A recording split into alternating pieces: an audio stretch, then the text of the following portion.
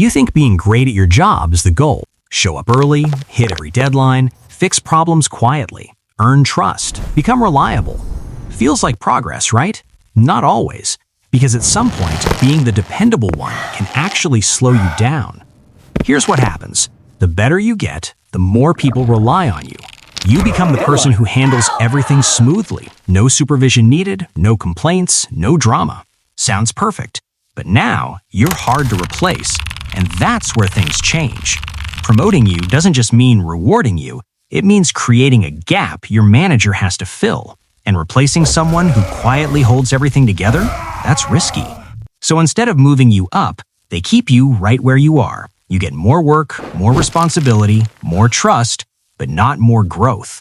Your role expands, but your title doesn't. You start fixing bigger problems, training new people, handling the mess no one else wants, and slowly, your one job becomes two. Here's the part most people don't notice. When you get too comfortable in your role, you stop stretching. Not because you don't want to grow, but because you've already mastered the system. You know the shortcuts, you know the process, you move fast, but speed isn't growth. It's repetition. And repetition keeps you sharp at the same level, not ready for the next one.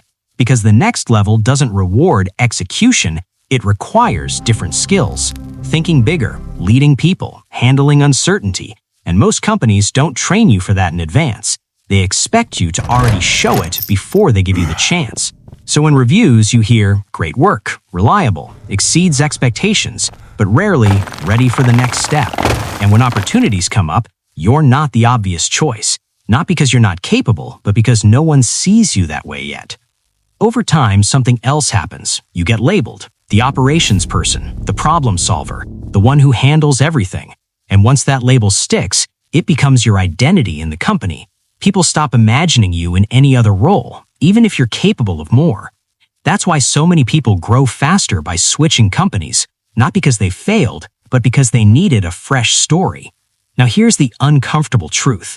Working hard isn't enough. Being reliable isn't enough. Staying quiet and doing great work, that often keeps you invisible, because promotions aren't just about performance, they're about perception.